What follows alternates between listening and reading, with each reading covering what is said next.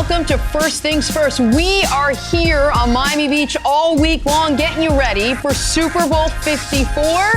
It is supposed to be another absolutely beautiful day down here. And we are with you all morning long. We have a tremendous audience behind us. We do have a great audience.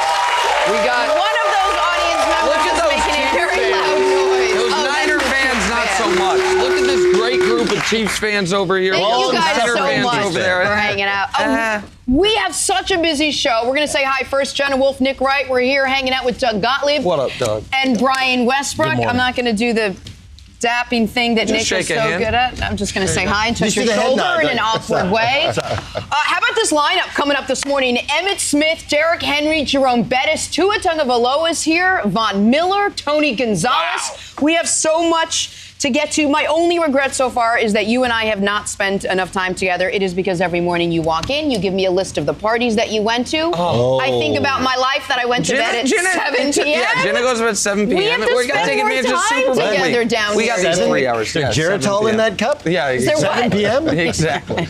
I want to be friends. But you're well rested to do this Let's right now. do it. We are only 3 days away right now from the biggest game of the season thus far, and not just for the players. Kyle Shanahan lost, remember, as the OC in Super Bowl 51. Andy Reid, remember, lost as head coach in Super Bowl 39. But for Reid, it might be even more of a sting as he has the most wins in NFL history without a ring. And that could all change come Sunday, though. So, Nick, what do you think's on the line for Andy Reid this weekend? Well, this is his legacy, right? And the legacy can go one of two ways. You look at coaches that are anywhere close to where he is in the all-time win total. I mean, you mentioned it. He's sixth. Only Shula, Hallis, Belichick, Landry, and Lambeau have more. All of those guys are champions. Anyone that's even within spitting distance of him in all-time win total is a champion, except for guys who, when we think about them, we think about what?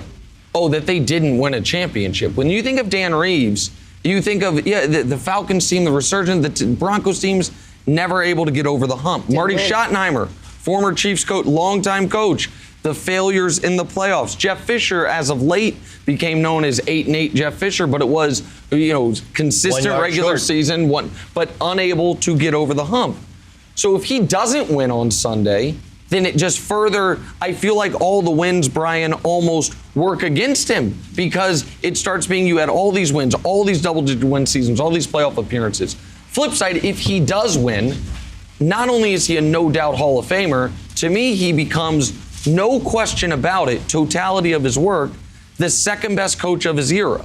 Of 2000 to now, we know Belichick is miles away from everyone else, but he would differentiate himself from Mike Tomlin, from Tom Coughlin, from Sean Payton because of the consistency, the 221 wins, all of it, if he can win 222 on Sunday. For Andy, he'll never mention this. He'll never even say it. But, of course, the legacy is on the line. That for the ultimate competitors, which coaches and players in the NFL certainly are, winning that Super Bowl, winning that championship is the ultimate measure of respect, because when you look at Andy's career, he's brought a team in Philadelphia that was 3-13 prior to him getting there to 5-11 the next year, and then to 5 NFC championship games. He's brought a team in Kansas City who was 2-14 before he got there to 11-5 the next year into the playoff burst. And so he's won games, but the question has been for Andy, can you win that special game? Can you win that special moment? And for the ultimate competitor, that's the big question. That's the plaque on the wall that you certainly want to have, the ring on your finger that you certainly want to have. And for Andy, he just has to get it done. He's been very good as a coach. But when you talk about that next level of coach, you have to have the ring to even be in the conversation. Yeah, he's a Hall of Fame coach. Let's not do this thing where you have to win one game. He's won enough over the last 20 years. You read the stats. You played for him. That's a Hall of Fame coach. When you have other teams stealing your coaches and implementing your exact style and having success, like the Bears did going back to last year, that's a Hall of Fame coach. Now, does he need to win the ring? Sure. Otherwise, you become Marv Levy, right? Yeah. Bills with 4 L's.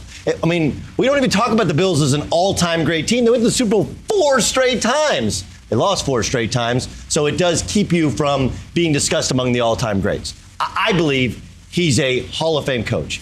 End of story. First ballot, whenever he retires, 5 years later, he should be in. But you do need to win that game. And I also think it's the ability to process all of the pressure, all of the narrative, and just coach. Just coach. And, look, I think Pat Mahomes has been great for him because he had a little Schottenheimer in him the past couple years when they had Alex Smith, where they would get a lead and they would get super tight. 21-3 on the Titans. And Alex hole in Smith's the diamonds, they get so tight, right? How do we not lose that game? And then Kansas City Chiefs fans are holding their breath. Oh, here we go again, because that's the narrative of Kansas City. So they have to not be coach tight because your team will play tight. But he's a Hall of Fame coach if they win Sunday or not. That's the thing that people hold against Andy Reid. It's the coaching tight or the late game decisions or the things that get him so close like it did with you, but not quite over the top. Is this the best chance he has with this team and this quarterback to win? I feel badly saying this 4 feet from Brian Westbrook, but I do believe this is. Brian Westbrook. But I do believe this is the best team overall, the best team he's had. I think they have the most high-level talent on the outside combined with clearly the best quarterback he's ever had. Now, this defense is not as good as some of the Philly defenses, but it's not the defense it was last year. But to your point, I believe in sports there are certain guys we assign clutch or big game, and it's not that they were naturally born with it. It's that early in their career, they had a success that allowed them to not have to deal with all the noise other people do. Like if Adam Vinatieri misses the field goal in the snow game, and then the next year the Patriots missed the playoffs as they did, then does Tom Brady go into the Super Bowl against the Panthers or against the Eagles with the confidence, the ability, I'm already a champion? If the late, great Kobe Bryant doesn't win a championship so early to where he never has to deal with that noise, does he have the ability to say, I'm always going to take these shots? The reason I bring it up with Andy is I do wonder if they win on Sunday, if we will see the best version of Andy Reid in the years moving forward. If some of the late game anxiety, if some of the tightness we've seen from him, if you have a freeing moment of I'm a champion now, I'm a no doubt Hall of Famer, and some of those issues he's had late in games or with clock management dissipate somewhat, bro. Well, I think that was been the knock on Andy throughout his entire career, late game things. But I think also with the experience, over time, that will continue to get better, and he still hasn't perfected it yet. However, when you have this special quarterback, Patrick Mahomes in the pocket, making things right, that makes it much easier on the play call. It makes it much easier on Andy Reid. And listen, if he wins this game, then of course he's a Hall of Fame guy, and that probably is a Hall of Fame coach already. But I just think that it takes a lot of pressure off him. It also allows the other coaches in that coaching tree, Eric Bieniemy, other guys, to continue to get opportunities, just like all the other guys, Matt Nagy, Doug Peterson, all the other coaches that have coached underneath Andy Reid. Yeah, it's fascinating because you have a guy in Andy Reid who's widely criticized for being conservative late in games, and he's going against Kyle Shanahan, who blew a Super Bowl because he wasn't conservative late in games. And look, I do agree with you, the idea, Nick, if you win early, we don't have this kind of overall narrative of he gets tight, he's a choker. Yep. But look, you're not going to get a better opportunity than having Pat Mahomes go against a team that, though super talented, is widely unproven, right?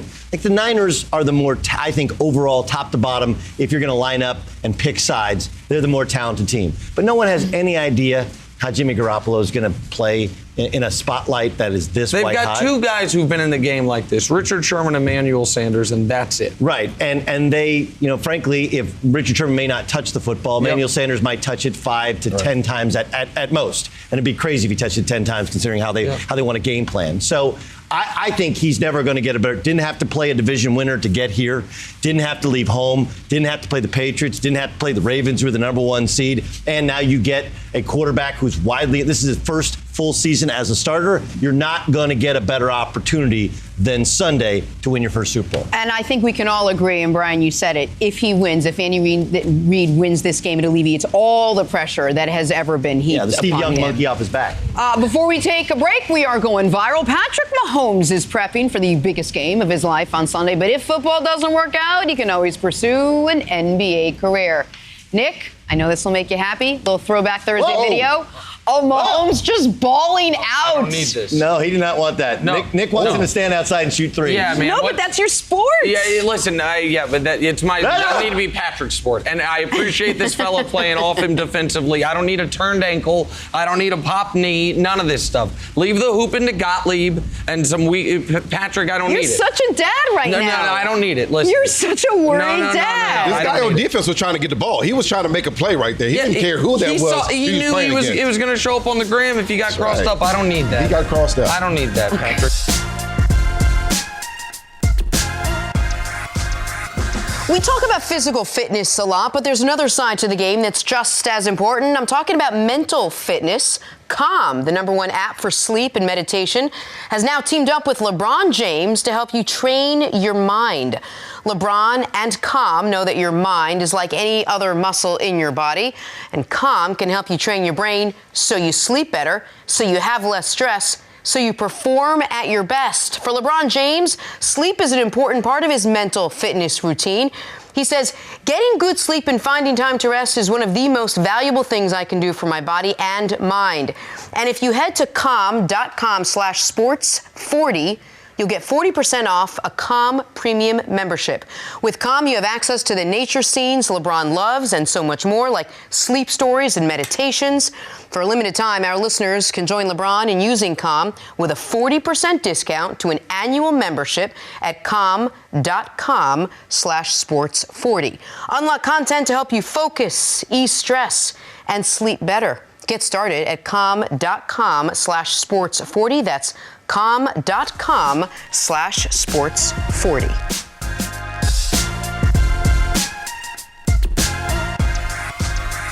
All right, time for In or Out. Here we go. Jimmy Garoppolo is coming off a game where he completed just 6 passes, but he will surely have to do more if he wants to keep pace with the Chiefs' offense. Brian Westbrook, start with you. You in or out on Jimmy Garoppolo being able to carry the Niners to Super Bowl 54 win? I'm in. There's been so many people that have talked bad about Jimmy G because he only completed 6 passes. Well, it wasn't like he attempted 30 passes and only completed 6. Right. He only attempted 8. And so at that point, I still have faith in him. My faith has never really wavered at all. I also have a bunch of faith in Kyle Shanahan and his ability to scheme up things to allow Jimmy G to throw the ball to wide open tight ends and wide open receivers. I have no problem with Jimmy G. Hopefully, for his sake, he doesn't have to throw the football. But if he does, I think that he can get it done.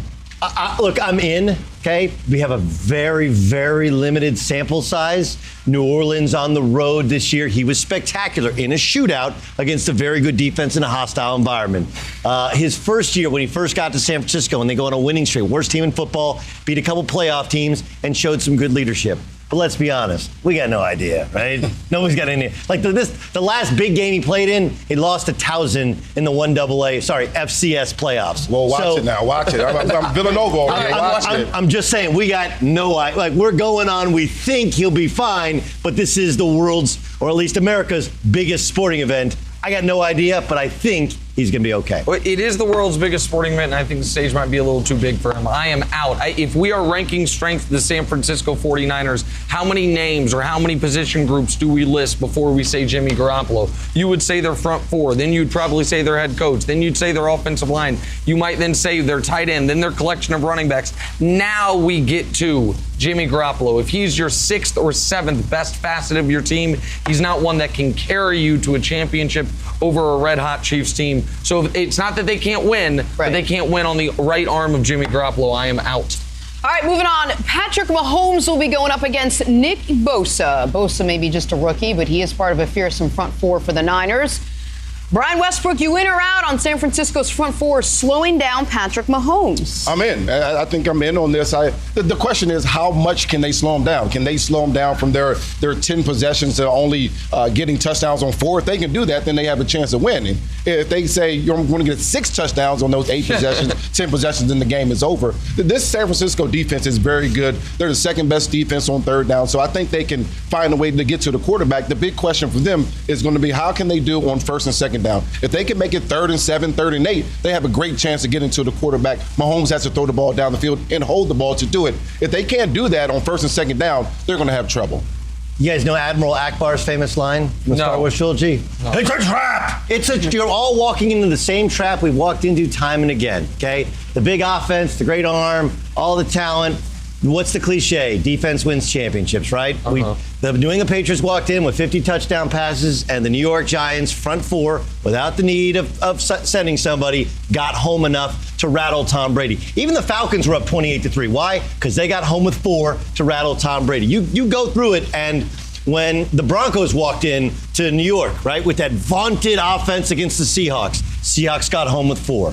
Yes, they can rattle Pat Mahomes. He will make turnovers. He had turnovers last year against the Pats, the biggest game of the year against the Rams. He will throw it to the other team, especially when pressured. Every quarterback is different when you got people at your feet, and this is the best front four in football. They'll get home. They will change this game. Yeah, I'm out. Is Patrick Mahomes healthy, Jenna? Patrick Mahomes is healthy. Is Tyreek Hill playing? Tyreek Hill is playing. Well, then no one's ever slowed him down under those circumstances. It's never happened. So maybe the Chargers beat them last year in Kansas City. The Chargers beat them last year in Kansas City in a game when they had 28 points and a 14-point lead with 4.5 minutes left, and they lost with 1 second left on 2-point conversion. They still lost the game. I'm not saying they haven't beaten. They've been beaten when they're healthy, but not because the offense slowed down, because the defense was worse, because there were other things at play. When they lost this year, they scored 32 against Tennessee. The last game they lost this season, the only game they lost with healthy Patrick Mahomes. It's not that the Chiefs can't be beaten. They have never lost a game since Patrick Mahomes has been there. When he's been healthy, they've had Tyreek Hill. They've never lost a game when it's been because the offense didn't score enough. It's because they scored 51 and lost. They scored 40 and lost. They scored 31 and lost in a playoff game.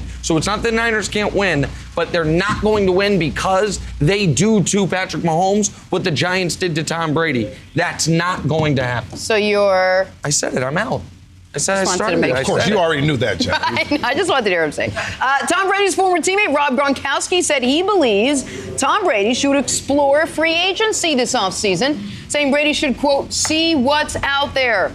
Brian, you in or out on Brady exploring free agency? I'm in. I'm all for players saying, I've been in one place for 19 years, and now I just want to see what's out there, see if there's other suitors, see if there's another girl out there that may like me. I'm okay with that. I think that in the end, he should absolutely return to New England and get back to what he knows best up there in Gillette Stadium. But I'm absolutely in on allowing the quarterback like Tom Brady, who is the greatest of all time, to say, I'm going to explore free agency. Okay. So if he explores, but he goes back to New England, does he say that we were on a break? Yes, we were on a break. Jenna and Doug are the perfect storm of 90s references. It was good, right? It was really good. Oh my God. Really good. Sorry. I got happy. I thought it was about a that one in the car reference. over by myself. It's like Friends reference. Anyway, yeah, fine. Look around. I do think that he needs to understand the answer may not be the one he thought. Like, people are like, well, Tom Brady is the most accomplished, the greatest quarterback of all time, so you're going to give him a bunch of money. Like, why? What? Maybe the Chargers do because they're trying to save this thing because it's a disaster. Nobody's buying tickets, even though they got a great team and a well-run organization in terms of their actual personnel. But, like, if you're going to go play for the Chargers, I said it before, like, the Chargers are maybe the 6th most popular NFL team in Los Angeles. The Raiders are the most popular team. Then probably Rams, the Steelers. Cowboys, Steelers. Cowboys, yep. Then Steelers, then Packers, then maybe Rams, then maybe Chargers, but we haven't even stacked USC, the Lakers, the Dodgers. I mean, all ahead of them. You're going to go do that with your brand, and then, like, who's going to pay you all that money? You're going to work for, you're going to work for Mark Davis with that bowl haircut and go into Las Vegas. They've been to the playoffs once. But you're in, once right? in the last, what? But you're in. Go ahead, look around, but you might not get the answer you're looking for. Maybe you won't, but I'm in as well. And to use Brian's analogy and kind of your friend's analogy as well, sometimes someone says to you, we should take a break. And at the end of the break, they're like, we should get back together. And you say, well, actually, now that I see what my full options are, like it out there. I appreciate the offer, but no, I'm good where I'm at. I think Tom Brady is going to go out and see, okay, I've been in boot camp for 20 years. Maybe a little summer camp would be nice in Vegas or in Southern California, in a place where I am treated like I am the greatest football player ever, not just one of 53. I'm in on him exploring free agency, and I think he plays for a different team next year. Bowl haircuts don't pay a lot of money? No. Mark Davis. Okay, just making sure. He's got his own style. Pay a lot of money. Oh, that's a style. Long day at work, tough day at school, still stuck at the office? Treat yourself to the meal you deserve on demand from your favorite restaurant. Restaurants come to you with DoorDash. DoorDash connects you to all your favorite restaurants in your city. Ordering is easy. Just use the DoorDash app and choose what you want to eat, and your Dasher will bring it right to you wherever you are. Not only is that burger place you love on DoorDash already, but over 310,000 other amazing restaurants are too. DoorDash connects you with door-to-door delivery in over 3,300 cities in all 50 states across the United States and also in Canada. Order from your local go-tos or choose from your favorite chains like Chipotle, Wendy's, Chick-fil-A, and the Cheesecake Factory. Don't worry about dinner. Let dinner come to you with DoorDash. Right now, our listeners can get $5 off their first order of $15 or more when you download the DoorDash app and enter promo code FTF.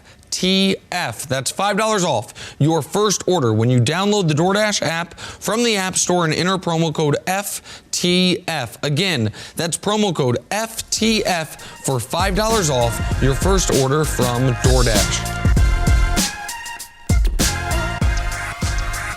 Back here, first things first, look at that. The sun is making its way out this morning. It is a beautiful morning, and we are back here live on Miami Beach getting ready for Super Bowl 54. And lucky us, how about this? Right now, we're joined by Hall of Fame running back, three-time Super Bowl champ, Emmitt Smith. What's up, brother? Hey, Emmitt, welcome. Good, I'm wonderful. How you guys doing this morning? We are fantastic. It's running back day. I keep trying to tell you guys, it's running back day. You bring in a Hall of Famer. Brian, it's running back day every day in New York when you're on the show. Are you kidding? Day. Oh, and just every day, period. Without having a great running back. That's in right.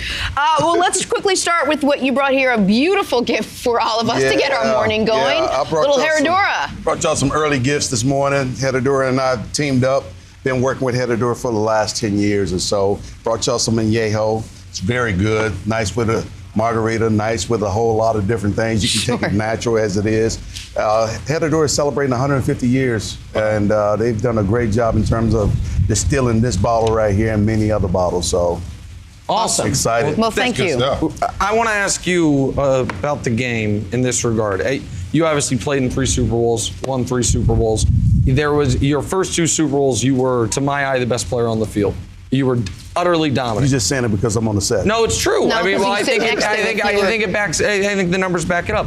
Your 3rd Super Bowl was the only one where you weren't individually dominant, and I wonder how much of that was because to get there against the AFC Championship game, you had, I think it was 35 for $150 against Green Bay. The reason I bring it up is we just saw Raheem Mostert run the ball damn near 30 times, looked like the best player on the field in that game. How do you feel after a game with that type of workload? And even though you have the extra time to recover, how do you expect that to affect Mostert this week? Well, 2 things. That 3rd Super Bowl, we had a bye week in between, so you had 2 weeks to prepare for the running game, which we had. So Pittsburgh knew what to do and how to stop the running game. They prepared for it consistently. The second part, to answer your question, in terms of the number of carries, in Mostert's case, he wasn't getting touched. He was 9 and 10 yards down the field. So for him, it was like a track meet. I mean, nobody really touched him. He didn't really take a lot of shots. And so, which was a beautiful thing. He scored 4 touchdowns. So you could minus 4 tackles on that. So with him, I think he's fine. Having 2 weeks to recover is even better. But the worst part, you gave the defense a coordinator 2 weeks to stop that run. When you talk about what Mostert was able to do, obviously he was dominant running the football. The 49ers are dominant. But just tell us how that affects the defense. Because when I watch the game, I'm watching the Kansas City Chiefs or other teams, and I'm saying, well, can they stand up for 4 quarters? That's the big question. And the way able to run the football demoralizes the defense. It's almost like Steph crossing half court and shooting a 3. There's nothing you can do at some point. And just talk about how the run game affects the opposite side of the ball, the defense. Here's the beautiful thing about having a solid run game like the 49ers actually do have. You can control the clock. You control the clock. You keep Patrick Mahomes on the sideline. You force them to make throws and put pressure on the offense to score a lot of points because that's what they're accustomed to doing. And so when you slow that down, they're out of rhythm. If you can keep them out of rhythm, as we see them start games very slow, you keep them out of rhythm, you can take advantage of those things. And one thing about Kyle Shanahan and their running game, it's just like Terrell Davis back in the day. They ran that ball down everybody's throat with all kinds of running backs. So the 49ers got a very good chance. What makes the Chiefs, let's talk about the Chiefs for a second, so dangerous, so dynamic is they've got two big offensive weapons in Tyreek Hill and Travis Kelce, who Mahomes is very comfortable going to. You had that with you and Michael Irvin. How much easier is it when you have both weapons playing at the same time for an offense? Well, I think it creates a lot of matchup issues. And the Chiefs can go a little bit beyond Patrick Mahomes along with Tyreek and Kelce. They have two others, Sammy back there, and they got some other guys. But don't forget those two running backs that they actually have. Everybody's slipping. I mean, everybody's all caught up in all the fancy things that you see. It's those two running backs in the backfield that catching passes out of the backfields, making guys miss one-on-one here and there that can make a difference for the Chiefs. And so their running game is going to be very, very important this weekend, as well as the 49ers running game. This game, I think, for most people, base level analysis is the Chiefs' passing attack against the Niners' pass rush. So that's ostensibly removes the running backs from it. But when you think about how are the Chiefs going to offset the Niners' pass rush, it's screen game, right? Right. Keeping a running back in for protection. When you are playing a team with as good of a pass rush as the Niners have, walk us through your job, whether you're going out to receive a pass or whether you got to deal with a blitzing linebacker in your face. Well, first of all, dealing with the blitzing linebackers in your face, we know what we have to do. It's mano-mano. We got to do that. We got to stop that. The second part is when I'm going out for a pass route, I got to help my left tackle and my right tackle because, as you know, those two defensive ends are coming, and they're going to come hard. So I would tell my left tackle, set inside, force him outside, let me get a chip on his rib cage so I can slow him down and give you a chance to get your hands back on him. That's the way Mark Tournay and I used to work. And on the right side, Eric Williams the same way. If I'm going in between the line of scrimmage, then it's the same way. Lose him inside. Let me bump him a little bit just to slow him down so I can add another 1 or 2 seconds for the quarterback to have time to throw the ball down the field. When in most of your Super Bowls, all three of them, you carried the load. You got the ball, 25, 30 times a game. You just hand it off. But you were a one-man show as far as running the football. The 49ers are doing it more of a running back by committee. How much harder is it for all of those guys to try to get a rhythm in the game by coming in and out of the game the way that they do? One thing about a zone offense, when you have the zone running game, as I've seen in my past with Terrell Davis and, all the guys that they had up in Denver running their rock for hundreds and thousands of yards, is that you could do that. These guys are trained to do that zone running scheme, and they do a very good job of doing it. A lot of backs are very good at running the zone scheme. I was never good at running the zone running scheme. But I was a downhill runner. But these guys are very skilled at doing it. They're very patient. They set it up. Whether you fall inside, I'm going to bounce it outside. I'm going to make you wrong no matter what you try to do. And that's what these guys are doing right now. So I think as far as advantage goes, both of these teams can run the ball fairly well. And they got very good backs. And I'm watching them, learning a lot about them, and I'm seeing them do their thing. They're both teams have very skilled backs. Yeah. Emmitt, we've been talking to so many players this week about the right things to do this week, especially if you're a player getting ready for the game. We had some fun. We poked some fun at the 49ers who went out hard, I think Monday night or Tuesday night. Monday night. Listen, they said they didn't drink, whatever they want to do. My question to you is just, what's the week like? You've been there a couple times, you've done it a couple times. What did you learn from the first time or the second time as a player getting ready for Sunday? Maybe that could help you going into that game. The first time was the absolute worst because anxiety and all those things, not knowing what to do and how to prepare, not knowing if you're actually doing the right thing or not, because you try to treat it as normal. You hear coaches say, this is a normal work week. No, it's not. Nothing normal about it because most people are playing in their first Super Bowl and they're all excited and everything. So not to mention you're here in Miami. So you're going to go out and party a little bit. I think that's just baked into it. That is baked into it. Right, it is. It is what it is. That's part of normal living. So, and your guys' third Super Bowl, you guys had some fun the week leading up to it. Why not? Yeah. Why not? And so on Monday through Wednesday, party hard. Enjoy yourself. When I say party hard, you're going to be back by curfew time. So every week is a curfew. Every day is a curfew. What was curfew for the Cowboys? It was like 1 o'clock. It was like 1 o'clock, something like that, 12 or 1 o'clock. And then as we got to Thursday and Friday, it got closer and closer to like 11 o'clock. And so right now, teams are starting to tighten up the reins. And guys should probably stop drinking, start drinking a lot more fluid, start getting off their feet, start relaxing a little bit more, start zoning in on what you need to do without doing it too soon. Because when you're thinking about the game too much, it wears you out. I mean, it wears you out. You're going to come out on the football field before kickoff, completely wore out, just doing warm-ups. Yeah. And so that you have to kind of balance it all. And when you're playing multiple Super Bowls, you understand that. Such a burden, multiple Super Bowls. You got to have the experience of being there in order to understand how to deal with it. Your coach for the first 2 of those Super Bowls, our colleague at Fox, obviously a couple weeks ago, really awesome moment live on the air, finds out he gets long overdue into the Hall of Fame. I know you've talked about it, but I wanted you to share with us how that moment resonated with you with Jimmy Johnson getting it. I was so happy for Jimmy because Jimmy definitely deserves it. Even though, I mean, he had such an impact on the game early on and an impact on the Dallas Cowboys and our turnaround early on. And to see him be awarded with this opportunity to come join players that he has coached, Irvin, myself, Aikman, Haley, Larry Allen, and other great players that are all, and coaches that are all in the Hall of Fame is a wonderful thing. And so I'm happy for my coach. He's one of the best coaches I've ever played for. There's no comparisons, hands down. He's just a great person, and I love Jimmy. And we echo that as well. We are back here on Miami Beach, getting ready for Super Bowl 54. Beautiful backdrop for us here all week as we sit just off the water here. Little breeze coming in. Great audience behind us.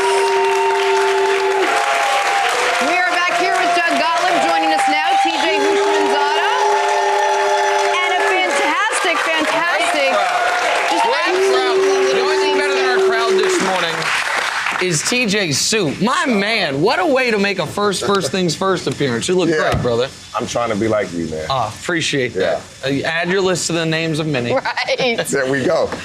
The Chiefs quarterback has been rewarding not only Kansas City fans, but my guy Nick here as well, all postseason long with his stellar play. He's led them back to the Super Bowl for the first time in 50 years, and Mahomes couldn't be happier to be in Kansas City. Take a listen. It was the people. The people are what really drew me to Kansas City and what I hope I get to play there the rest of my career now. I mean, just the people and how they accept you, how they care about you more as a person than they do as a player, and how much passion that they have for the Kansas City Chiefs is it's special, and it's somewhere where I want to be for the rest of my career. TJ, does this feel like it's the beginning of a dynasty with Patrick Mahomes and the Chiefs? It's only been a couple years, but do you get that feel just watching him and what he's done so far? Absolutely. The team is young. Now, they're going to make some decisions. Chris Jones will be a free agent. They have to sign Patrick Mahomes, and you got to make sure you can keep players around him. But dynasty, he should have been in the Super Bowl last year. And now is his second year as a starter, third year in the league. He's in the Super Bowl. 100% is the start of a dynasty, whether they win or lose. But I think they will win. But regardless, yes, start of a dynasty. I love John Hughes movies. I love John Hughes Here movies. We go. Right? Bring it up. Remember Kelly LeBrock, Weird Science? Right? They cut through a magazine, like all the perfect and parts. Put it together. That's Pat Mahomes, right? Like he's got literally everything you could ever want, and he still kind of has this aw gee shucks, even though he was the MVP last year, right? Doesn't seem like he's arrogant. So yeah, I kind of think the Chiefs are on the brink of a dynasty. My only caution, and I love what Clark Hunt said going back to yesterday, is you're going to pay him whatever he wants. But you got to be very careful about paying him whatever he wants because you got to fill out the roster with 52 agree others. with that. What? Patrick Mahomes, this is basically his first big deal. You got to get all you can. Then after that, I know I'm he. be team Listen, friendly. no, I understand he wants all, but you got to have a team. You just said they got to figure out.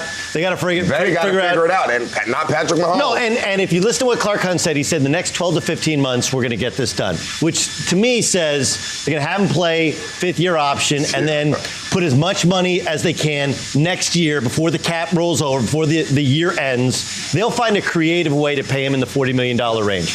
My question is, can they field a good enough team around him? Well, that's the only thing. Sure. That, and God forbid, some sort of injury keeps them from having a dynasty. So let's assume health, because obviously this all goes off the board with poor health.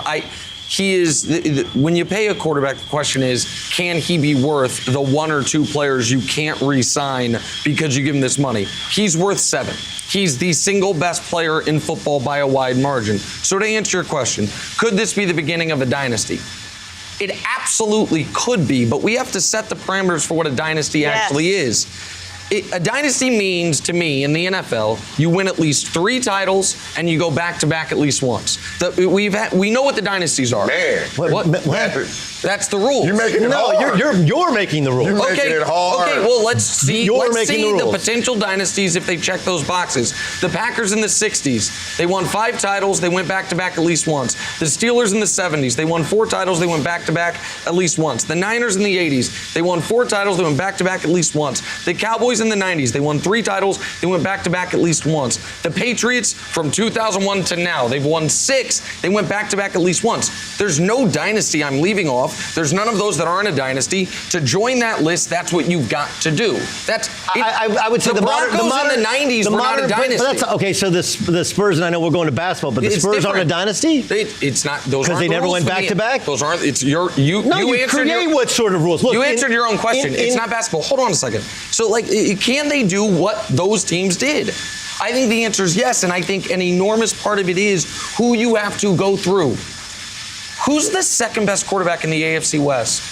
Who's the second best team in the AFC West? The Raiders, I don't know if Gruden sold on Carr. The Broncos are trying to trot out Drew Lock again, and we'll see what the Chargers do post-Phillip Rivers. But even if it's not the AFC West, you got to go through Lamar Jackson. No, but you have to go through Deshaun Watson. So he has quarterbacks in the AFC. But what he's saying is really smart because he's talking about what's allowed Brady to have this dynasty. You get a bye every year. Right? You win your division every year. You're playing at home. They have arguably the best home field in the sport, and you're playing with house money because you play one less game than many of your opponents in the playoffs. I would challenge your dynasty because this is modern day football, right? And in modern day football, do you think winning 2 is a dynasty?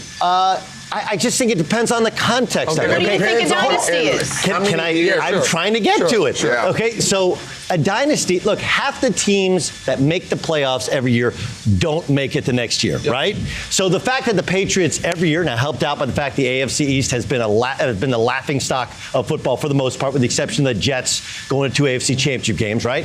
But that will help them. I think, look, you make the playoffs every year, you get to several Super Bowls, you win a couple Super Bowls. I don't think you have to do the back-to-back thing. I think a lot of that's luck and fortune. Look, I think the Packers getting the back-to-back Super Bowls, winning one, that was a mini dynasty. So, do I think they're on the brink of something very, very special because they got through that invisible ceiling, which had been holding them back for 50 years? Well, Kansas City was the joke, right? When are they going to lose the home playoff game? Usually in the first one they play. Now they get to a Super Bowl. We'll see, but you got the best young quarterback. You got a great play caller. You got an unbelievable organization. You got a home field advantage, and you do have a division. I think the Chargers have the personnel minus the quarterback, but we'll see if they can figure that thing out. But you're right. The rest of the quarterbacks in that division have a lot to prove. Well, you can look at a few things. Just a little start in the division. Denver Broncos defensively with Vic Fangio, they're always going to be strong. Yep. Now, Drew Lock, he looked like he might be a player. A lot to be seen. A lot of time to take place to see if he can develop into that player. Now, with Patrick Mahomes in his 3rd year, man, it's almost, unless he has career-ending injuries or in the next 10 years, you would imagine they're going to be at least 4 to 5 more Super Bowls. 4 to 5? Yeah, he's that good. Come on, man. He's that good. But we've had guys that good before. No, we haven't. What to what? Yes, we have. Okay, well, I think he's the most talented quarterback we've ever had. With the weapons he has and the coach he has. But the way he moves in the pocket. And with the way the game has been evolved to make it to where the quarterback is so much more important than it was 35 years ago. But the last point, because in the AFC, Brady had to go through Manning and Big Ben with great coaches associated with both those guys. Yes, Patrick has to go through Lamar and Deshaun, but that's the full list of quarterbacks you trust that are under 37 years old in the AFC. And Lamar's 0-2 in the playoffs. Lamar, we haven't seen play a good playoff game, and Deshaun didn't have a real NFL head coach. He's got a great head coach. He's a great quarterback. Who just made himself into the GM, by the way. Yeah, and so they are set up for exactly what you're talking about.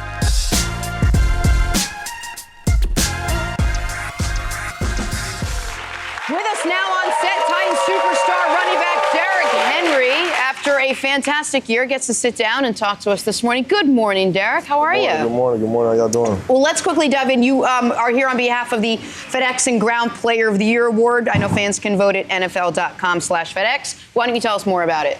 Yeah, it's FedEx Air and Ground Player of the Year Award. You know, fans can vote at NFL.com/FedEx and NFL Twitter.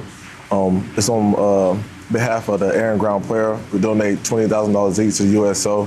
Nice. So it's a great thing FedEx is doing. I'm happy I'm able to team up with them to be able to do that. And we can vote, obviously, for you. I think it's Nick Chubb, Christian McCaffrey are the 3 ground nominees. Yep. You want to make a little closing push for why it should be you? I tell them to just turn on the tape if they want to vote for me. But Real simple, I definitely appreciate everybody's vote if they do vote for me. So, yeah. Week 17, you guys are fighting to get into the playoffs. You also, Nick Chubb had already played, had a good game. Were you aware during that game how close you were to the rushing title? And you guys end up blowing out the Texans. So I wonder if at some point in the game you can focus on, all right, we got this win. Can I get the rushing title to go along with it?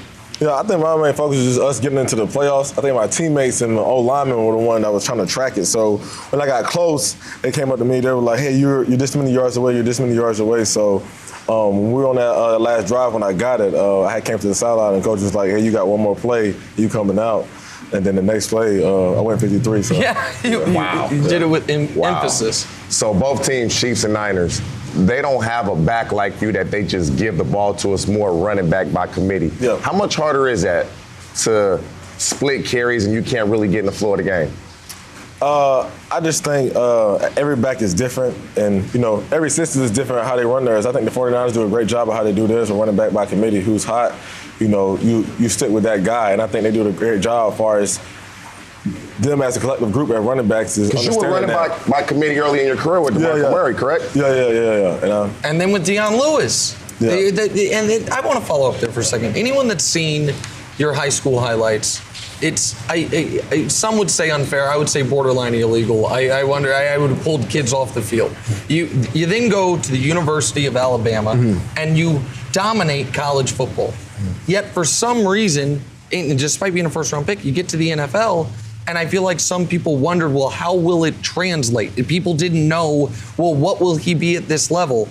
I feel like you knew all along if you became a feature back, you could have the type of run that you had not just the last quarter of this year, but really if we want to go back 24 games, from when you took over for Deion, what was the game where you had the 99-yard run? Jacksonville game. From the Jacksonville game on national TV to going into that Chiefs game, it was as good of a 20-some game stretch we've seen. Did you know that was in you? And what was your level of frustration early in your career not being able to exhibit that consistently? Yeah, definitely, man. I knew at some point, that it'll happen. I just had to stay patient. But I think in my career, I think it's just growing pains with experience. And I mean, everybody's career doesn't start the same. You love your career to start off. You just hitting on all cylinders. But I mean, I think it's an adversity that comes with this game, and you just keep pushing and keep fighting, and eventually good things happen for you. Derrick, just the last 3 or 4 games of the season, when you were just so featured and just so prominent in almost it seemed like every offensive play you were out there, just what was your body like game to game? It looked like you were just going to be in an ice bath for like 66 hours after leading up to every game. How hard was that on your body? I mean, people, look at it, you're getting beat up, you're getting hit, like constantly, but actually, I really wasn't that bad. I might, have a little nicks and bruises, the day after, but I think like 2 days after, I was fine. I was ready to go. So, I mean, people look at it like, dang, he got to be wore down, but you ain't got all that stuff. I've been doing that since like high school, so it wasn't that bad. I feel great now, and I feel great during the season. So you light up the Patriots in the first playoff game. You light up the Ravens in the second playoff game. You run for 188 yards against the Chiefs in the regular season. So you had a lot of people picking the Titans probably with the upset. Yes. What was the difference in that playoff game where they held you to 69 yards? What did they do defensively? I think they did a great job up front. They D-line. I think they were very physical. They were coming off the ball. I think in the first half, we were moving the ball, pretty good. And the second half, you give those guys a chance to get the ball coming out of half. I think they scored before half. And, as an offense, you got to be able to keep up with their offense.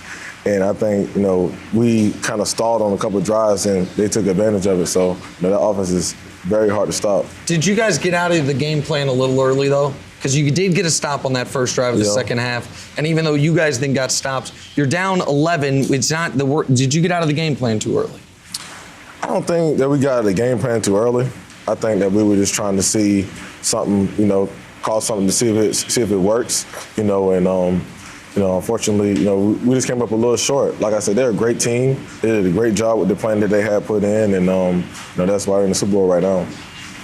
I do wonder, we talked about it as maybe one of the plays of the playoffs. You're on the sideline when it happens. What is going through your mind in the first half when you see the Patrick Mahomes play, a half you guys had dominated for the majority of, and now you're going to go into the halftime trailing? And this will be the last question about the AFC Championship game, I promise. Yeah, I was just like, man, as good as advertised. He's the real deal, the real deal. I mean, great. He's good. He's good. So that's all I was thinking. I was like, man, you just ain't nothing you can say to that. That's just a player making the play. So that's what he did. It's hard to imagine you're a free agent after this season. Have you thought past this season? Have you closed the book on this season yet, just to think about what comes next for you, where you want to be, what you want to be doing? Yeah, I just been taking it one game at a time, just enjoying what's going on right now. And then when that time comes to, get into all the other stuff, then I'll just focus on that. But not trying to rush it, just take it one day at a time. Do you feel like you maybe reestablished that you can win with a running game in this league? The value of it, we've heard of the last few years, that running back value going down, running back by committee, passing league. Do you think what you were able to do, what the Ravens were able to do in the regular season, the Niners being in this Super Bowl, is speaking to the value still even in 2020 of having either a monster running game or a monster running back individually? Me, I really just focus on me just doing my job at the best of my ability, helping my team. And then with me doing that, if that's what it looks like, and that's what, people think that it looks like, then I appreciate that, because, that's me doing something for the whole RB committee, and, for, me doing that in the playoffs, and, people bring that up as a topic, I definitely, appreciate it, for the whole running back committee, because, they try to devalue us. So. Yeah, they do that. Hey, when you're at Alabama, there's a picture, it's been circulated forever. Yeah. You standing next to Mark Ingram. Now, was it hard when you got to college? Look at this. It looked like your son right there coming to watch you play with the coin flip. How hard was it when you got to Alabama to say, I'm not a linebacker, I'm not a defensive end, I'm a running back? I think when I was in high school, a lot of colleges were trying to recruit me as a linebacker, and I wanted to play running back. So when I got to Bama, I think they gave me the opportunity to play running, because I graduated high school early, so I got there in the spring. So they gave me a chance to play some running back in the spring, and they felt like it came natural to me. So ever since then, it's just been what I play. Biggest similarity between Saban and Vrabel? Coach Saban has been doing it for a long time at a high level. I mean, it speaks for itself. I think the thing about Vrabel, he's very hands-on. Like, even in practice. You thought he was going to say literally hands-on. Yes, he's in the drills with us. He's doing anything he can possible to help us get better, and that's what I love about him. He'll do anything he can to make sure that we are at the top of our game, and anything he can do to help us get better each and every week. Derrick, it was so much fun watching you play this season. Really had a special season, and we appreciate you hanging out with us today. Man. Yeah, go get your money. You deserve it, bro. What they said. And we got such a jam-packed show for you today. Super Bowl champ and Hall of Fame running back Jerome Bettis is with us now. We welcome you to the show. Good morning, and Jerome. I know you can handle yourself, but I just want you to watch your back a little bit, because you got right behind you. I know. You got a Ravens fan. I know. Just very precariously you see that seated purple, right behind you. I know. Get uncomfortable with that purple bottom, right? In your blind spot. Before we dive in, you're here with Hertz. Tell us a little bit about what you're doing with them. Well, as a 20-year gold member of Hertz, I'm excited to help them kick off this Extra Mile campaign that they have. And it's really about celebrating having the Hertz Gold Plus Reward members who have really helped them become number one in the space that they're in. And so they're giving 50 winners an opportunity to take a really decked out bus. Yeah, appropriately. To the big game. And Nice. I think it's going to be an extraordinary experience. And that's what Hertz is trying to do. They're trying to create experiences for their Reward Plus members that have made them the great company that they are. All right, we're going to talk throughout this about your Super Bowl championship, but I want to talk about the experience before the game. It famously, obviously, it's your final game. It's in Detroit. It's in your hometown. You've already built a Hall of Fame resume. You had all the opportunity in the world, I'm sure, to go see people, to really embrace the week in the moment. And we talked to Emmitt Smith about this, and different people have different opinions. The advice you would have to the young guys on the Chiefs and the Niners who haven't been to a Super Bowl and how to approach this week, especially you guys were in Detroit. It's hometown for you, but not exactly the bustling nightlife that is Miami, Florida. How would you tell them they should approach this week? I would tell them that what they need to make sure is they take care of the curfew issue out of the gate. Why does everyone keep talking about that? Because you say curfew, you get it at a certain time. Well, the key is you don't even want to put that to the test. We want everybody in 30 minutes before curfew, whatever that curfew is, because what that does is it eliminates any type of issue before this game. The last thing you want is for one of the guys to, be late to curfew, and now the coach has to make a tough decision. We don't want any tough decisions. We want the decisions to be made on the football field, not before the game starts, or he can't play the first half of the game or anything like that. So you want to alleviate all of those issues. Let guys know you have an opportunity to celebrate. You can party for the rest of your life if you win this championship, and I'm testament to that. I get a chance to have a ball because we took care of business. And so once guys understand that it is a business trip, and once you're done, you'll have the rest of your life to celebrate it, then they'll take it in perspective and understand. You won your Super Bowl with Big Ben only completing 9 passes. How does the way that Jimmy G and Kyle Shanahan are handling this offense remind you of the way that Big Ben played in his early years? Yeah, we were a veteran football team, and we knew that we were a really good team defensively, and we knew we could run the football. And so we said, you know what, we'll find a way to manufacture yardage and big plays and those kind of things. But it was about defense and running game. And when you look at Kyle Shanahan and what he's been able to accomplish, it's not that they can't throw the football. It's just that they don't have to. And why would you want to throw it if you don't have to throw it? And they're going back to old school football saying, if you can't stop me running the ball, then that's all you're going to see. Right. And if you do stop them, then they're able to make the big play in the passing game. It's not that they can't. They've done it all year long. It's just that they're that good running the football, they don't have to. Would you have liked to have played in Kyle Shanahan's system? You know what? It would have been nice. It would have been nice, but it's not really that downhill physical type of running. I think I would have been successful, but I always like to play a little smash mouth football. You're a volume running back. You got to get the ball 25, 30 times. I need to get it. With the three-headed monster. I was watching out for your body. I was just trying to protect you. Okay? I'm sorry. I was going for longevity. I know, but you know what? I would take the workload over longevity in a heartbeat because you want to, impact the game. I wanted to impose my will on that defense, and I can't do it if you give me 10, 12, 15 times. But the running back that was just here, Derrick Henry, you give him 25 times, he is going to make a difference in the football game. And it'd be really interesting to see you with either of these teams. Like if you were on a Chiefs team where the defense has to worry so much about the pass and you're just being able to gash the open holes, or the zone blocking scheme in San Francisco. When you guys won your Super Bowl, one of the biggest plays, you could argue, and now Big Ben's, we now know, going to be a Hall of Famer, but maybe the prettiest pass thrown in that game by either quarterback was by Antoine Randall. Exactly. You almost expect these days some type of gadget play in the Super Bowl, Philly special or otherwise. How much leading up into the week, how many plays like that had you guys worked on? Did you know you were going to go to that one or one like it, or was that a break glass in case of emergency type of situation? No, we had actually run that play in the AFC Championship game against Denver. So it wasn't a situation where we hadn't done it. We had done similar plays leading up to the Super Bowl. So this wasn't anything new for us. We were comfortable doing it. We had practiced all these plays the last, 5, 6, 7 weeks of the season. So we knew that was part of our offense. It wasn't, we were just, we were going to add this because this was something that we needed to do. We wanted to really come at you a lot of different ways, and taking advantage of some of those plays, that was part of our offense.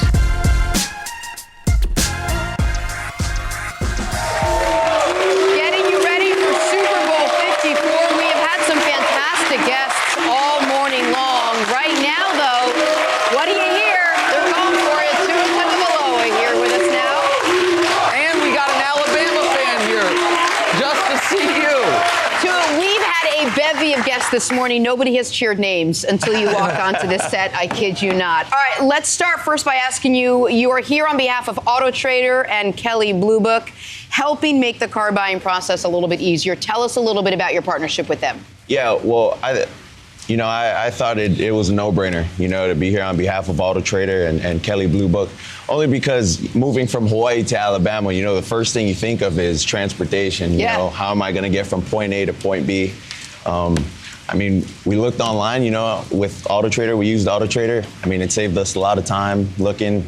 It eliminates everything, from the car that I want. And then you look at the price ranging as well. It was easy. All we had to do was call up the dealership, ask if we could take a look at the car. We went down there, and with the help of my grandparents as well, we got the car that I wanted, which was a Jeep. So nice. That was my college car. Very good. All right, Tua, let's talk about your college career for a moment. Hey, there's never been one quite like it. You burst onto the scene at halftime of a championship game and lead one of the best second-half comebacks we'll ever see. And unfortunately, as quickly and as brightly as it started, it ended. And in that moment, I think all sports fans, much less Alabama fans, are in shock. I'm curious for you, in the moment, what is going through your mind? And maybe more importantly, how are you doing as we sit here today? Yeah, I'm doing good. I'm fine, Up to this point, I think Rehab has been doing really great. We're on pace for a full recovery.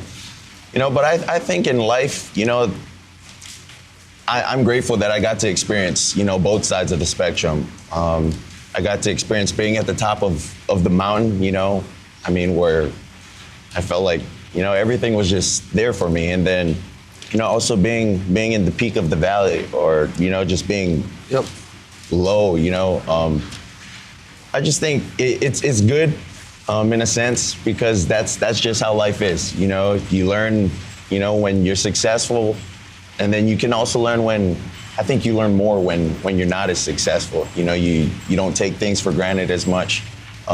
You understand maturity, that, I don't know, it comes with not winning, it comes with losing. So,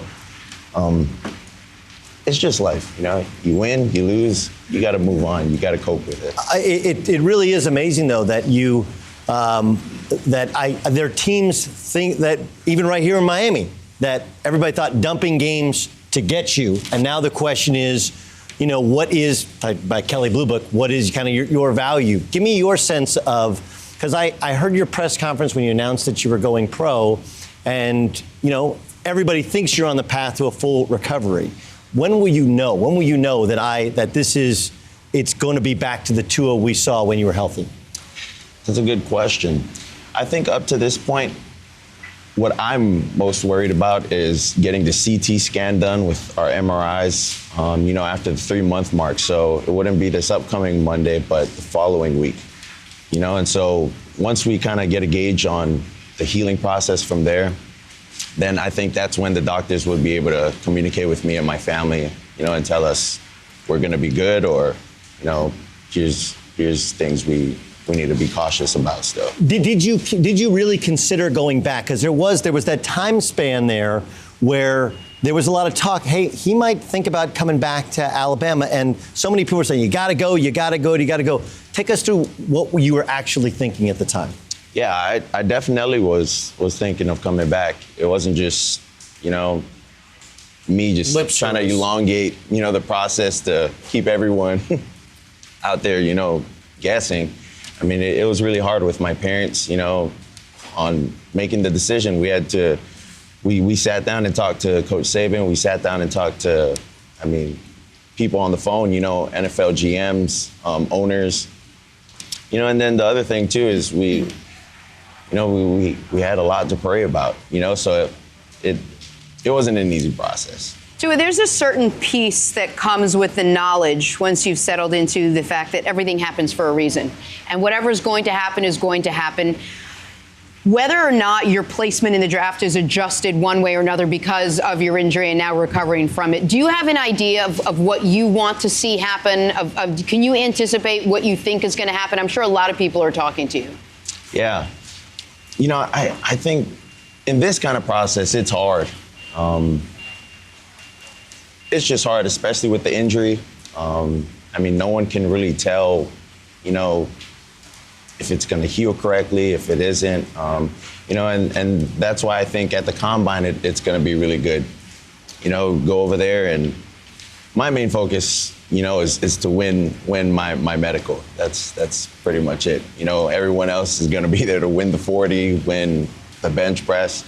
My main concern is to go over there, and win my MRI, win my CT scan there, And if and when that happens, and let's say when instead of if, your tape will speak for itself, and more people will start coming to my side of the table, which is you're the best player in the draft. You were, look at the numbers. You did it, so you don't even have to look, but you had 35 touchdowns and 3 picks. You were damn near as good the year before. The year before that, you came into the national championship game and you won the title in your first big spot as a player. Let's just speak into existence the health.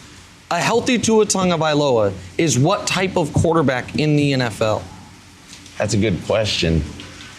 For me, it's hard for me to speak about myself. So, all I can say is, whatever team decides to pick me, they're going to get someone who's going to work hard, who's going to be a leader for the team, and who's going to hopefully put the team in the best, situation to become successful. Listen, you should be the number 1 player in the draft. I'm saying that you don't have to. Teams will regret it. I want to see. I understand the humility. I feel like it comes from your family.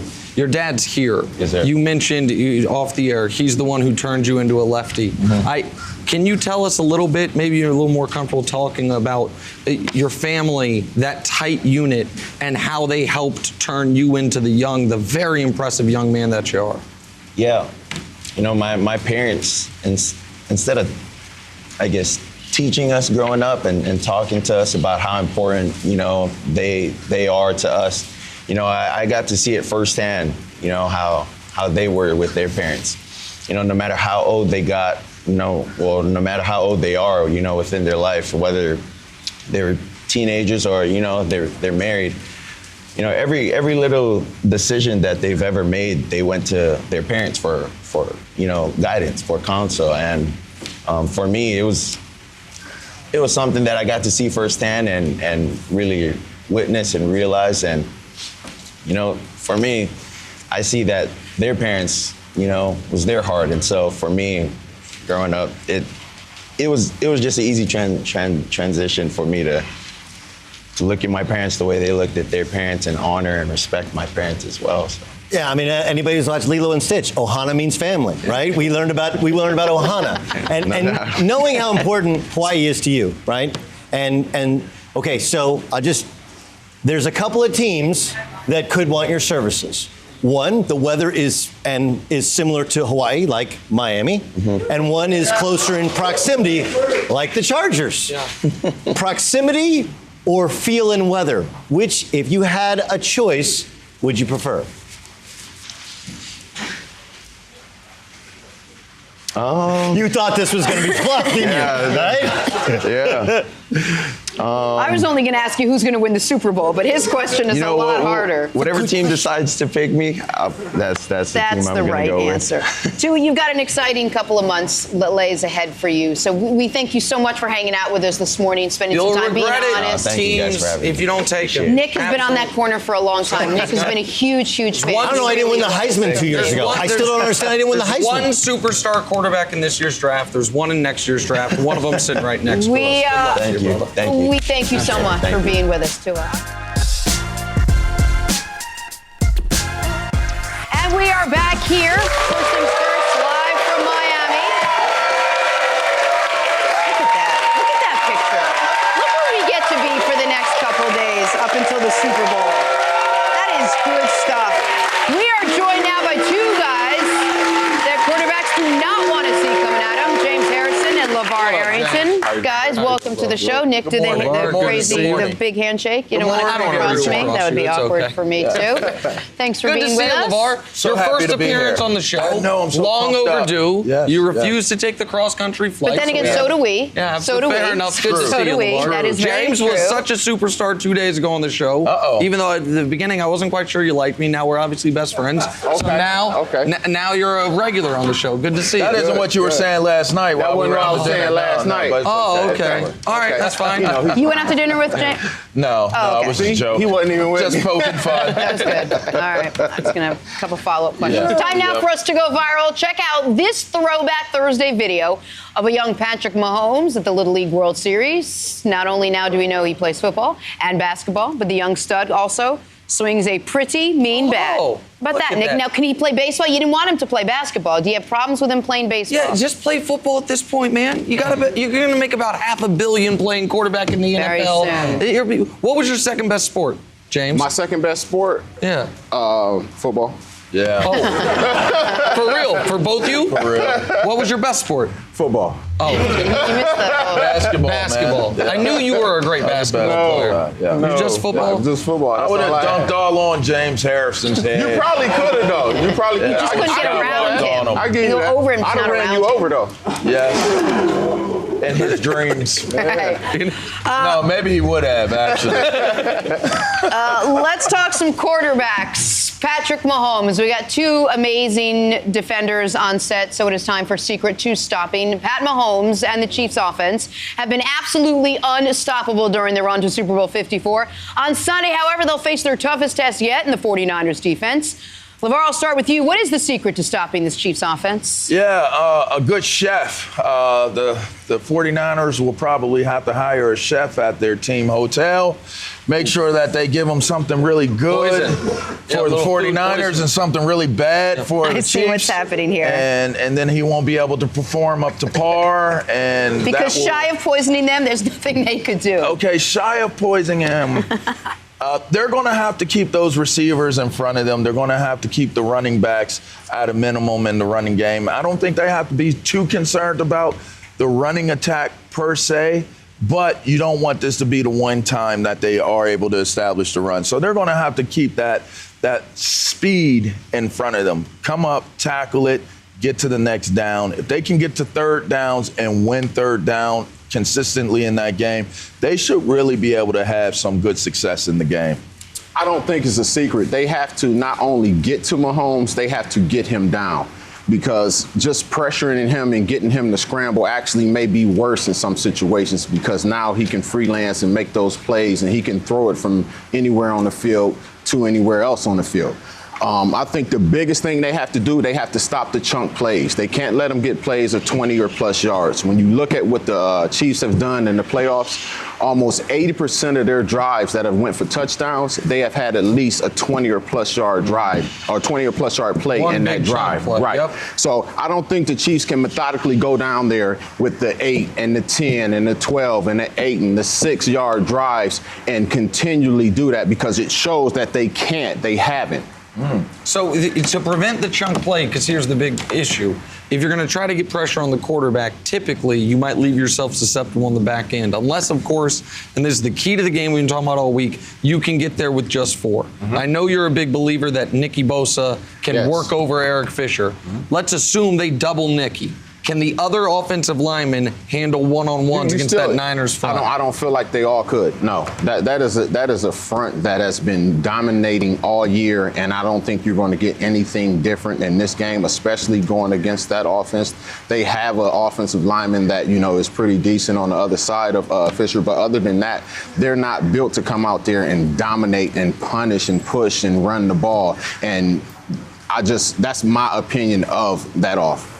As a defensive player, if you know a team's one-dimensional, even if that one dimension is a hyper dimension, the Chiefs passing offense, how does it change your approach? How are you able to, I don't want to say take advantage, because it's tough to take advantage of the Chiefs offense, but you know they're not going to give the ball to Damian Williams 25 times. You know Shady McCoy's not going to get a dozen carries to go along with Damian Williams. So how does that change your approach defensively? Well, I'm not going to venture into saying they're one-dimensional because they do jet sweeps, fly sweeps. Sure. They run a lot of plays, even if they run flare plays and hit those outer areas where they're passes, but they're basically run plays. So when you're going after a team that has so much explosive speed like that, you mentioned 4, they might have to use 3. They might have to employ the services of one of those defensive ends to peel off and take those backs into the flares and into the flats. And this defensive front is talented enough, but the one group that is not being discussed very much is this linebacking core. And the return of Quan Alexander has been phenomenal and amazing for this team. He's been a boost for them. And to have that type of linebacking core that is as athletic as they are will allow this defense to be able to do some things that maybe some other teams have not been able to do. And now having that opportunity to cover a Kelsey or cover some of these speed guys that are running in those slot positions and doing those crossing routes, when you have linebackers that are talented and speedy enough to be able to somewhat match that speed, it allows you to be able to do more. James, what's the matchup that you're looking forward to most come Sunday? I told you, the matchup I'm looking forward most is I'm looking at Bosa and Fisher. And I truly believe if he can dominate that matchup, that it will put them at a disadvantage. I believe he has the ability to go in there and just tear up their whole game plan. During those games against the Chiefs, did Eric Fisher say something bad, nasty to you? No. Did he do something that bothered you? Nothing at all. It's just it was. Be honest with you, it was easy, and it wasn't really a challenge. It was a challenge, but it wasn't overly difficult to have success. I'm just being honest. It was a challenge, but it was not overly difficult. It was a to challenge, have but success. It wasn't overly difficult. Oh, okay. I got it. That makes a lot of sense. Yeah.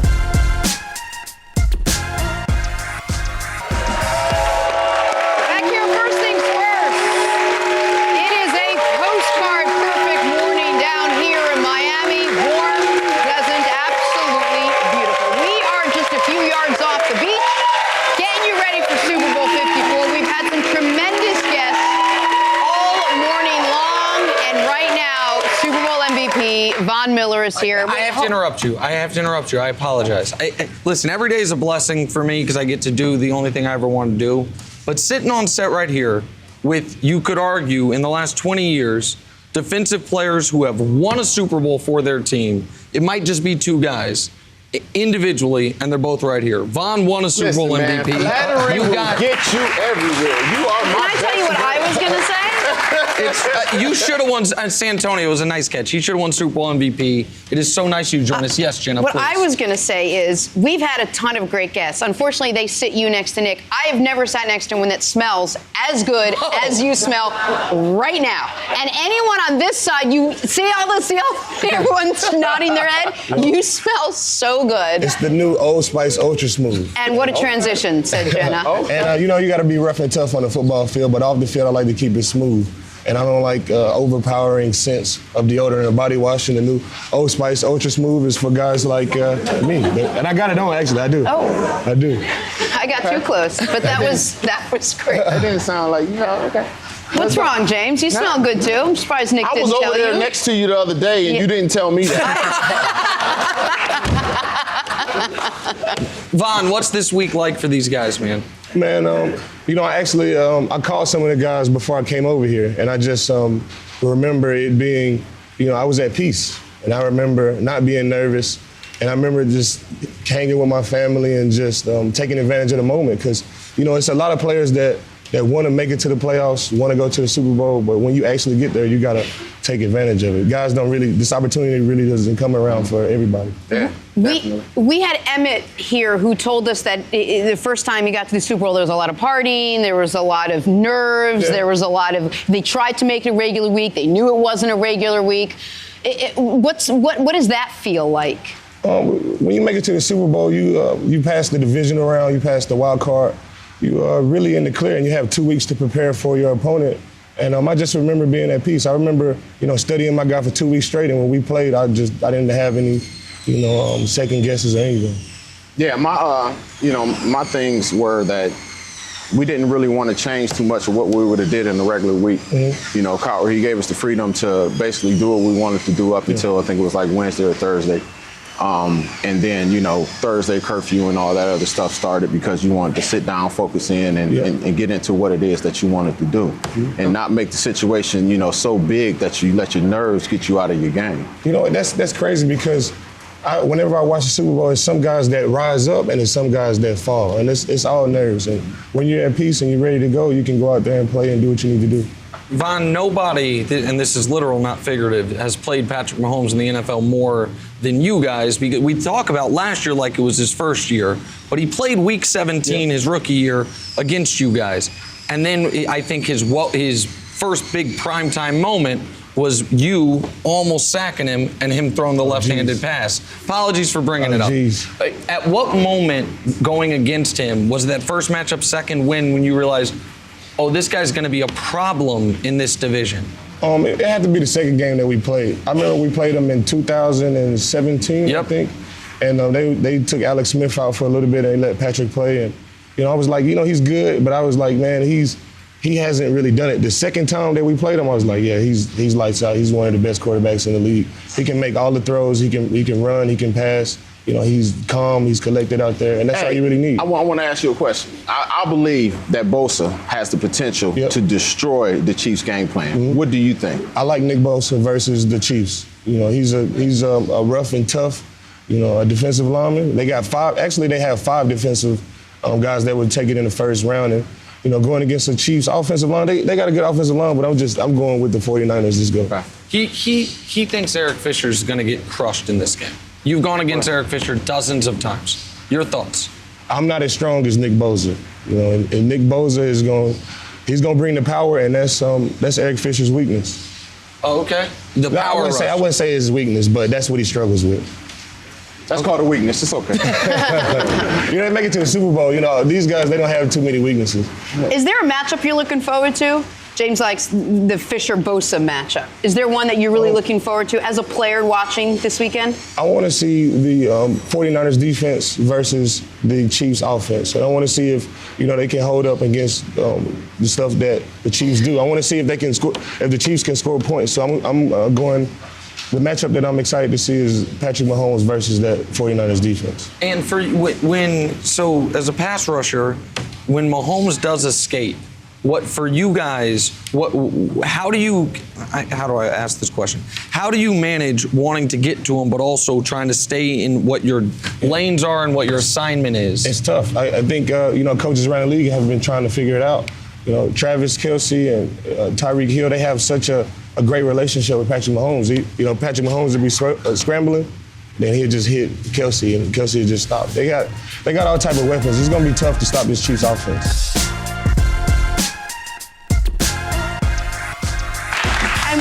We welcome in Tony Gonzalez. Tony, thanks so much for being here. Appreciate it, man. But some of these fans, are they real fans or are they stand-ins? They do not travel with the show. Okay. I love it then. My Chief fans, what's up? They are real fans. I first want to ask you a little bit about Sleep Number. That's why you're here. Oh, well, part of the reason I'm here. I'm hanging out with you guys, too. But Sleep Number is Sleep Number 360 bed. It's a bed that I had when I was playing. Sleep is a big priority of me. People don't realize how important it is. It's the biggest thing you can do. I think people talk about you want to diet, you want to exercise. I'm like, it begins with sleep. That's the most important thing you can do to get the best performance out of yourself and make you feel good. And Sleep Number, they have the best bed out there, so it's good. Well, let's dive right in, Tony, with something you know as well as anyone in the world, which is how to play the tight end position at the highest possible level. We have the 2 best tight ends in football, very different stylistically. Kelce's more in the mold of the greatest Chiefs tight end ever, Tony Gonzalez, and George Kittle, a little different as far as the way he plays and really his story coming up as a 6th-round pick. What do you like about both of their games individually? Yeah, I love them both. First of all, they're perfect for their offense. People are always like, I'm getting the course, I'm going to get the question. Okay, who would you have to pick? Who would you take? I'm like, look, I'll take both of them, first of all. But Andy Reid, the way he uses Travis Kelce, use him in the slot, use him out there, put him one-on-one. They bring him across in motion. They do all these different receiving type plays for him to get him over to utilize his talents. But with Kittle, it's like a big off-roading truck where he's going to go out there. They're going to have him blocking, running those zone type schemes, using him where they're not going to put him out in space that much. They're going to utilize him going down the middle and doing the deep overs, kind of like the Gronkowski, the way they used him. And it's kind of like when they used me, put me in that slot, put me on those choice routes where Gronkowski, they're going to put him on those deep overs. But both coaches are great at utilizing their strengths. Just quickly, who reminds more of your game? Kittle and Kelce. And that's what it is. We did a little sit down with Gronk, me, Kittle, and Kelce.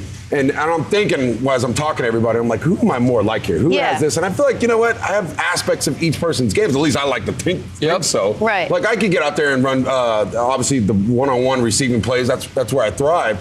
But I'm blocking too now. Don't let anybody. Now I know it wasn't great, James, but I'm gonna get in front of you. I'm gonna get in front of you and make sure you don't make the tackle. It might not look pretty and dominating, but I block too. So I like to think that I did both. Okay. Hey, you spent a little time in Kansas City. What would a title mean to them? It'd be huge. 50 years. Obviously, everybody's been talking about it, but honestly, I would be happy for the organization and the Hunts. I couldn't be more happier for them. But those fans, the diehard Chief fans that have been following through thick and thin, we'd have losing seasons, but they're still sold out stadiums, Red Fridays, pep rallies. The city thrives. It's like they go as we go. And I would be, that city's going to explode when they win that championship. Tony, I was in the stadium when you scored. It was either the first touchdown in your career or first touchdown at home. I don't know if it was the first touchdown you scored at Arrowhead Stadium. I was there. I watched you your whole career in Kansas City. You spoke to what it would mean for the city as a whole.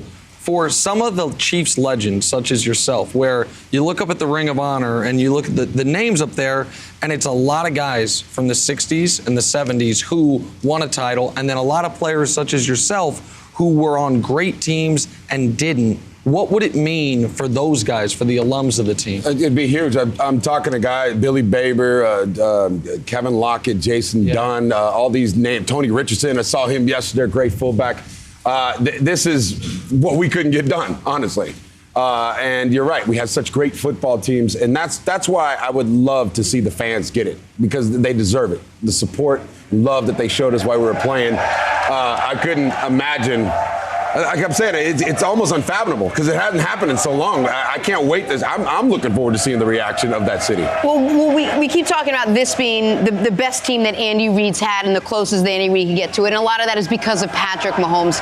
Just talk about how much Patrick Mahomes has meant to the city of Kansas City. Well, he's an icon already in year 3. I mean, we had Halloween, and you see everybody in these Patrick Mahomes little helmet hairs because that's who he is. And he's a good guy off the field, too. He's the total package. And what he's done for that position, he's changed it. It's kind of like Steph Curry, when he's coming out there shooting that 3 ball, from 4 and 5 feet behind the 3-point line. It's never been done, and now you're seeing everybody else doing it, and you're going to start to see everybody pattern their game. All these young guys are going to start throwing these no-look passes and these off-balance plays. I mean, he's the best. To me, he's the best player, best quarterback in the NFL right now. Well, with that being said, if Patrick Mahomes wins this game, and, Deion had said some stuff about Hall of Famers, do you think that makes him in the Hall of Fame conversation? Already? I always look at the guys that had the short careers but still made the Hall of Fame. Terrell Davis, running back, had 4 solid years and then got hurt. But out those 4 years, he was able to get into the Hall of Fame. I think right now, if he wins this game, and if he doesn't win this game, he is on his way. He put together a couple, 2 or 3 more seasons just like this, which I think he's absolutely capable of. He's on his way. But I hope that he's not even thinking about that right now. Just go out there and take it one game at a time and keep establishing yourself as one of the best. You played, obviously, on some great offense, not just in Kansas City. You obviously were on some great teams in Atlanta as well. This is what the Chiefs have done with the number of weapons on their outside. You later in your career got to play with a true, legit Hall of Fame receiver in Julio. In Kansas City, you were always the number 1 threat. Yeah. How much of an advantage, and you can speak to your experience in Atlanta, is it as a dominant tight end to have the defense have to worry about a dominant deep threat like you with Julio or obviously Kelsey with Tyree? Yeah, it's what you want because, and I always say this too, you cannot have a tight end being the guy in the offense. I think you got to have that bounce. You got to have that deep guy over the top. When I got to Atlanta, it wasn't just Julio, too. It was also Roddy White. Oh, that's right. Who was a baller. Yep. And we had a really good running back in Michael Turner. So now you have that poison offense. Like, okay, pick which guy you want to stop. And that's when my numbers, I mean, I was all pro in year 16, an old guy. Because I'm getting one-on-one now because they got to worry about Julio and Roddy, and I'm going to shred you apart too. And you see Kelsey gets those one-on-one matchups all the time. Can I follow up with that real quick about you individually? Because there has been a Hall of Fame conversation going on, and if Mahomes has a league MVP and then a Super Bowl MVP, he'll certainly have the greatest beginning of a Hall of Fame resume one could have. But one of the things that I think cross sports is underrated is longevity.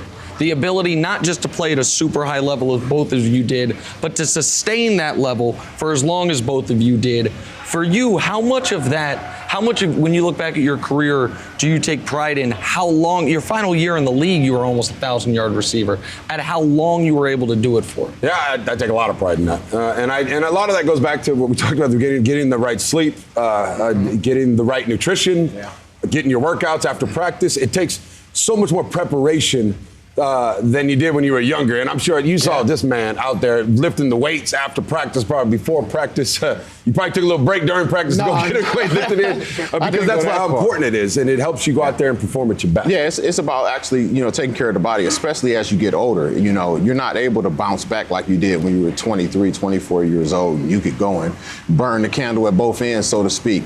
You have to, take the time and put the energy and money into actually being able to repair what you've damaged, especially when you're playing in tough games. Is that just for football players, or is that for like sportscasters too, or guys that have takes? Well, he needs to fix his mind. Is that he for has all, a problem. all people, all guys? No, he has a problem. Let me pull back the curtain for a moment. As Tony is talking about the things it takes to be one of the greatest players in NFL history and a Pro Football Hall of Famer, Jenna looks at me off camera and goes, see, I've been telling you, I ain't trying to make no football Hall of Fame. She's like, you need to sleep, you need to work. Well, why do I need to do any of that? I just sit here and talk. Okay. You can sleep. All right. You need sleep. There's I'm another. trying to make you a better person. Well, I think you're on your way. You look good to me. You look nice and sexy in that jacket, man. I don't know, man. You look good. Skinny fat. It's skinny fat. That's what the doctor told me. Skinny shaming. Hang on. I got a question for you because you mentioned. Shame you, though. Okay. You mentioned Mahomes' baseball background. Mm-hmm. You obviously had a basketball background. Today, we have so many kids who are specializing early. I can't stand it. And that's what I wanted to ask you. Like Russell Wilson played multiple sports at a high level. Kyler Murray, Patrick Mahomes. I'm not saying you have to be a potential pro in multiple sports or a D1 player in multiple sports like you were. But what about for kids that could be pros one day, still trying to play multiple sports? I have an 18-year-old, just finished up his senior year in high school. And you're looking at all these kids. There's nobody playing double sports anymore. And to me, that's the foundation. You look at the greatest athletes of all time. They all play two sports. They're all Michael Jordan, dual sports. Yeah. All dual sports. All the Titans that we talked about. Kelsey played basketball. Gronk played basketball. Kittle played basketball. And it's such a great off-season training. There's a great book by David Epstein. You guys know called Range right now, and it's saying that specialization is not working out. So all you young kids out there thinking I'm just going to focus my sophomore year on one sport. It's like, no way. You're killing yourself. You're creating a disadvantage for yourself. Do you ever think about when you look at the team that the Chiefs have put together, what could I have done in this offense right here with Patrick Mahomes as my quarterback? I tried out. I mean, I love my guys I played with, but yeah, Patrick Mahomes is a Joe Montana. He's a Tom Brady. He's a Peyton Manning. You know that already. I think he's so young. I think he's definitely going to that in that category. Or he's at least on his way. And then you got a guy like Andy Reid who loves throwing to the tight end. It's just a really good position for Travis Kelce or anybody. I mean, even out there with Coach Shanahan, Kittle's going to get the ball. All this Chiefs team needs, in addition, it'd be great to have you alongside Kelce, is that 2003 Chiefs offensive line blocking this San Francisco front. Hall of Famers against Hall of Famers on both sides of the ball. It would be a wrap. It would be a wrap. Right. That's the best offensive line, I think, in NFL history. In NFL history. No doubt about it. 2 Hall of Famers for sure, maybe a third one. Jason Dunn blocking. Do we also need to give Andy Reid a little credit for helping to cultivate Patrick Mahomes and this quick rise to where he is right now? I think so too. Something about Alex Smith. Let's not ever forget about him. What he was able to do. I mean, to be able to come in and sit at that first round draft choice, the 10th pick overall, and not have that pressure for a whole year and just sit back and learn with Andy Reid and Alex Smith, who never turned the ball over. You notice a little trend there, how Patrick doesn't turn the ball over. You can learn that stuff by just sitting there and listening. What do you expect to see Sunday, Tony? Well, I think it's going to be a great game. I don't know what the odds makers have it. I think it's Chiefs by 1 point. So it's a pick 'em. And I look at it that way. But I think Chiefs, obviously, that's where my heart is. And I'm pulling for them. I think they got a good shot. Will you go? I'm going to put you on the spot here. And I apologize for doing this. If they win, will you go to the parade? I don't know. I'm scheduled to be in Mexico. Okay. All right. Fair enough. They're out of the country. That's awkward. That's fair enough. Will you? What? I'm scheduled to be on First Things First. Probably still celebrating. You gonna call in sick and they gonna see you at the parade? I ain't never taken a sick day in my life, baby. Come on. That's what this skinny fat physique can do. Please don't talk no about sick skinny days. fat. Please don't talk Tony, about skinny fat. Congratulations. Thanks for having me, guys. I appreciate it. It's been a lot of fun. And it's been really, since really the last time you were on the show, something happened with you. Oh, you made the Hall of Fame. Right. Congratulations, man. It was a big congratulations. It was a good deal. Thank you. Thank you for listening to the First Things First podcast. Remember, leave us a review and tell us what you think. Subscribe to the podcast on Apple Podcasts and catch us on FS1 Monday through Friday, 6:30 a.m. Eastern.